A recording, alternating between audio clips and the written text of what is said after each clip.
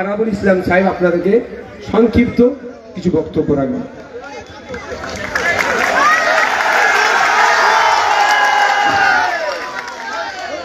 ধন্যবাদ। আজকে আমরা যার উদ্দেশ্য করে এই মিটিং, আপনারা জানেন ভাঙড় বিধানসভা 148 বিধানসভার পার্টির চেয়ারম্যান এমএলএ তিনি এখানকার ক্যান্ডিডেট। এটা ভাবতে হবে যে তিনি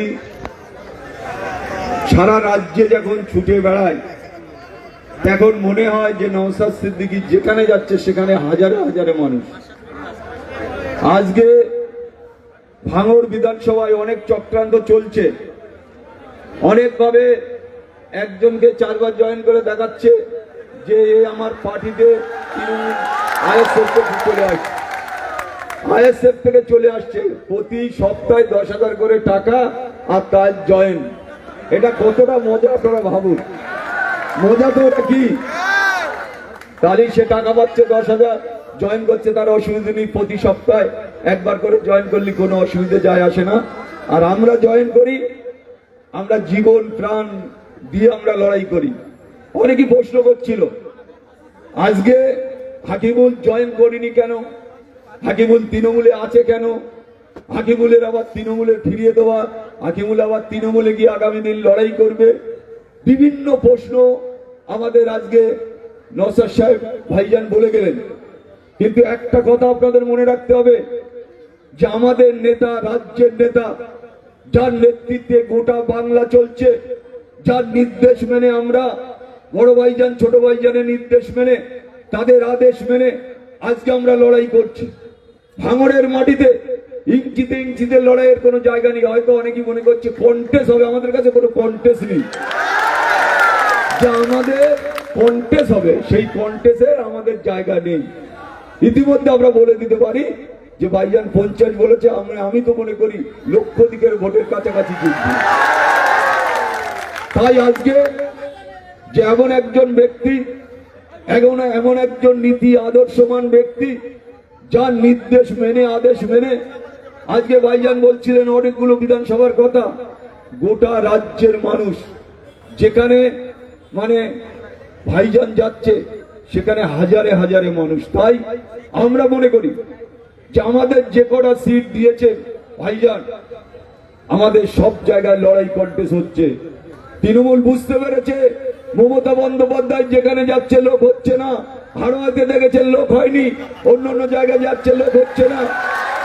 মানুষ, বাংলার মানুষ বুঝে গেছে বিজেপি 1 ফিট আর তৃণমূল 1 ফিট।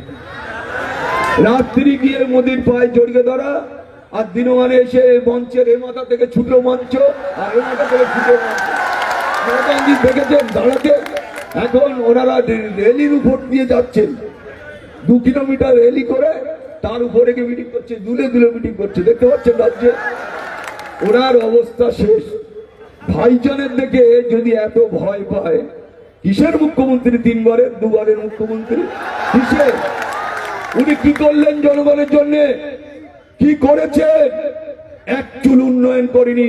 ওনার উন্নয়ন হয়েছে, উনি কোটি কোটি টাকা মুখ্যমন্ত্রী হয়ে ভাঙড় থেকে কোটি কোটি টাকা উনি তোলাবাজি করেছেন। আমি চ্যালেঞ্জ করে বলতে পারি আজকে তাদের বড় বড় কথা, নওশাদ ভাইকে হারিয়ে দেবো, অমুককে হারিয়ে দেবো। আমি শুধু একটা কথা বলি, ভাইজান আমারে বলেছে যে ক্যানিং আরাবুল ইসলাম জিতবেন। সব থেকে যেখানে খারাপ অঞ্চল, সেই অঞ্চলে কাল হাজারে হাজারে লোক বেরিয়েছে। আর দুটো বাজার লকডাউন করে দিয়েছে, আমাদের তাতে কিচ্ছু যায় আসে না। ওখানকার মানুষ শুধু বলছে কবে 29 তারিখটা আসবে, এই দিয়ে সরকার। আজকে ভাঙড়ে আপনি ভাবুন, যেখানে আমরা মিটিং করে বেরিয়ে যাচ্ছি ভাইজানের উপর আক্রমণ হচ্ছে। এটা ভাবা যায়? আমাদের উপর আক্রমণ হতে পারে, আমাদের উপরে, কিন্তু ভাইজানের উপর আক্রমণ হবে এত বড় সৎ সাহস কে দেখিয়েছে? আমরা মনে করলে তাকে কি করতে পারতাম সেটা আমি ওই রাত্রি ছুটেছিলাম। সবাই আমার আটকালো, বলে না তুমি ওখানে যাবে না, বলে তুমি ওখানে যাবে না, তুমি গেলে অশান্তি বেঁধে যাবে। তারপর ভাইজান ফোন করলো, আমি এসে উসমান রয়েছে সেখানে হাজার হাজার লোক পলিরাট, আমরা ওখানে বসলাম। খবর শুনে কেউ কোথাও দাঁড়াচ্ছে না, সবার একটা উদ্দেশ্য যে ভাইজানের সাথে কিভাবে কথা বলতে পারবো, লেগেছে কি লাগেনি, কি হয়েছে, মানুষ একটা আতঙ্ক হয়ে গেছে। আমরা মনে করলে ওই দিন গোটা ভাঙর অবরুদ্ধ নয়, 10 রাজ হয়তো সব ফসকে ছেলেরা এখানে গালাগালি করে, কিছু তোলাবাজ কটা ছেলেরা ফিট করে গেছে আরাবুল হাকিমুলের বিরুদ্ধে গালাগালি করা। আপনারা জানেন কাঁটালিয়া একটা জানোয়ার আছে, জানোয়ার গালাগালি করেছে সারাদিন। তার কাজ হচ্ছে মোল্লা সাহেব বলে রেখেছে সকাল হবে তুই উঠবি আর মিডিয়া দেখে আরাবুল আর হাকিমুলের বিরুদ্ধে গালাগালি করবি। আপনারা কাল দেখেছেন তো, কাল এত বাজে বাজে মন্তব্য করছে। আমি হাকিমুলকে বলবো ইমিডিয়েট ওই বিজয়গঞ্জ থানায় ডায়েরি করে ওকে অ্যারেস্ট করার জন্য ওসিকে অনুরোধ করো, অবিলম্বে অ্যারেস্ট করতে হবে, ওকে অবিলম্বে অ্যারেস্ট করতে হবে। দলের নামে বাজে কথা বলা আর দলের বিরুদ্ধে গালাগালি করা, আমি ভাইজানকে বলবো পারমিশন দেওয়ার জন্য। এত বাজে কথা, তার কিচ্ছু ছিল না, শুধু কেরাসিন আর ডিজেল বীজ বিক্রি করতো, শুধু কেরাসিন আর ডিজেল। এখন 50 কোটি টাকার মালিক, 50 কোটি। আপনি ভাবতে পারেন আমি পঞ্চায়েত সমিতির সভাপতি ছিলাম, আমি কত টাকা কামিয়েছি? আমার কি আছে বলুন? আমি এবারে নির্বাচনে জমি বিক্রি করে 2 বিঘে জমি বিক্রি করে নির্বাচনে লড়ছি, আমার কি আছে? আর তাদের কি আছে বলুন, যে তাদের কি আছে? কোটি কোটি টাকার একটা লাভ বিল্ডিং এ প্রায় 3 কোটি টাকা দাম। ওইরকম বাড়ি কতগুলো বাড়ি, কতগুলো ওইরকম বাড়ি আছে। আর ওই ভাঙর তল্লাটে পুরো ফন্ডের সব দোকান পাট কেনা। কোথা থেকে টাকা পেয়েছে? ওর বাপের জমিদারি ছিল? হ্যাঁ, ওর বাপ কি করতো? ওর বাপ কিন্তু সবজির চাষ করতো আর খেত। আর তার ছেলেকে আমি হাত ধরে 3 বার প্রদান করেছি, বাঞ্চক বলে তারে টাকা দিয়েছি, তাহলে আমার বলে বেড়াচ্ছে, মানে এইসব কথা বলে বেড়াচ্ছে। বলুন এসব কথাগুলো ঠিক কথা? আমি কোনোদিন কারো কাছে টাকা নিচ্ছি একটা ভাঙড়ের গরিব মানুষ বলতে পারবে?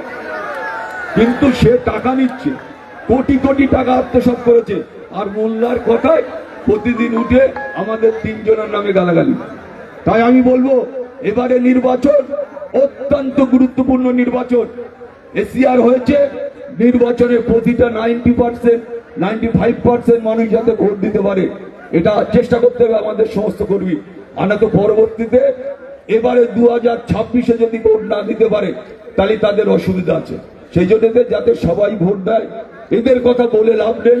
এরা কি ধরনের মানুষ আমি বলেছি যে এখানকার বিজেপি ভাইজান বলছিল বিজেপিকে একটা মোটা টাকায় কেনা হয়েছে। বিজেপিকে কিনে তার কোনো প্রচার নেই।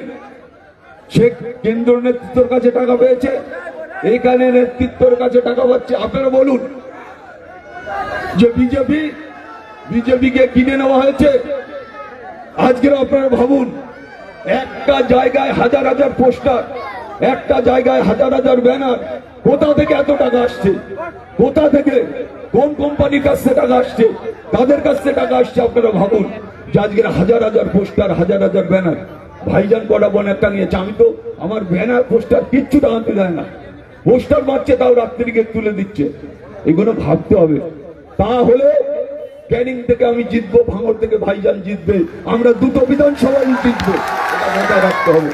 তাই আগামী দিন আপনারা ভাইজানের হয়ে যেভাবে লড়াই করছেন, আপনারা নির্বাচন পর্যন্ত মাথা ঠান্ডা রেখে নির্বাচন পর্যন্ত আমাদের একটাই উদ্দেশ্য, আমরা শুধু নির্বাচনটা চাই।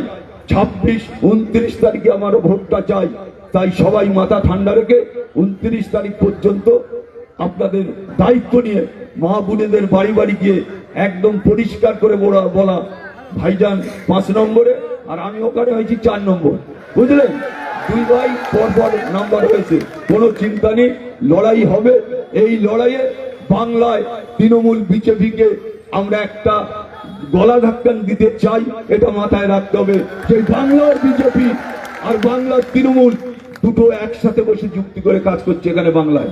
তাই আমাদের যে ফন্ড, আমাদের সিপিএম আর আমরা আইএসএফ ফন্ড, যে ফন্ডে আমার নেতা নওশাদ সাহেব, সেই ফন্ডের নেতৃত্বে উনি হচ্ছেন চেয়ারম্যান, আমরা ওনার একজন সামান্য কর্মী।